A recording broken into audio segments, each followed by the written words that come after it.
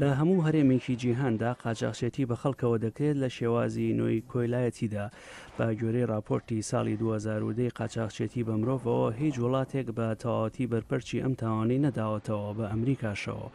وەزیری دەرەوەی ئەمریکا هیلاری کلینتن کارمەندەبیانەکان کە بە هیوای ژیانێکی باشتر بەرەو ئەمریکا دێن دەکەونە تەڵەی فەرمانبەرانی خراپەوە. بەداخەوە ئەمریکی هەن کە کەوتونەتە داوی کۆیلایەتی سێکسی.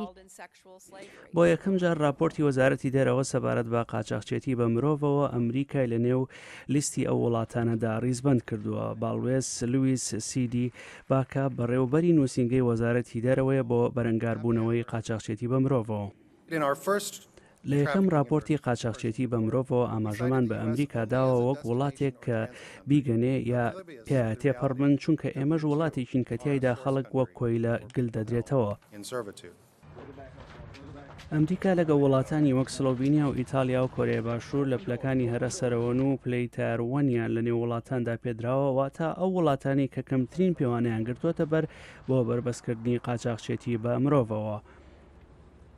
بەڕێوەبەراتەکەی ئۆباما نەهێشتنی ئەو تاوانانەی کردوتە ئەرکێکی سەرەکی خۆی. راپۆرتەکە ستایشی 22 وڵات دەکات بۆ باشکردنی شێوازی بەرەنگاربوونەوەی قاچاقچێتی بە مرۆڤەوە، بەڵام 19 وڵاتی تریشی سەرزەنش کردووە بۆ ناتەواوی سیستەمی قانونیان و ناکارایی پاراستنی قوربانیەکان. راپۆرتەکە دەڵێت سەرانسەری جیهاندا خەڵکانی زۆر بۆ کاری زۆرەملێ قاچاقچێتیان پێکراوە زیاتر لەوەی بۆ کاری سێکسی و دەشڕێت پاش ئەوەی بە ئارەزووی خۆیان دەچنە ئەو بوارانەوە زیاتر دووچاری چەسانەوە دەبنەوە. لە دەمێکدا پیاوان ژمارەیەکی بەرچاوی ئەو قوربانیانە پێک دێنن. زۆر جار ژنان دەبن بە قوربانی کاری سێکسی ئەوەی لەلایەن قاچاقچیەکانەوە بەکاردێن بۆ ئەوەی لەو بوارەدا کار بکەن. هەروادە زیاتر وڵاتان یاساکانیان نوێژە دەکەنەوە و سەپاندنی یاساکان بەهێزتر دەکەن. تاوانباران زیاتر ڕوبەڕووی دادگاییکردن دەبنەوە و زیاتر یارمەتی قوربانیەکان دەدرێن.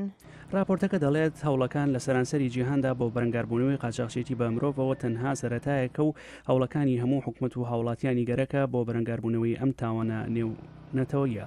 ئەمە راپۆرتێک بوو لە بەشی کوردی دەنگی ئەمریکا لە واشنگتن پێشکەشکرا.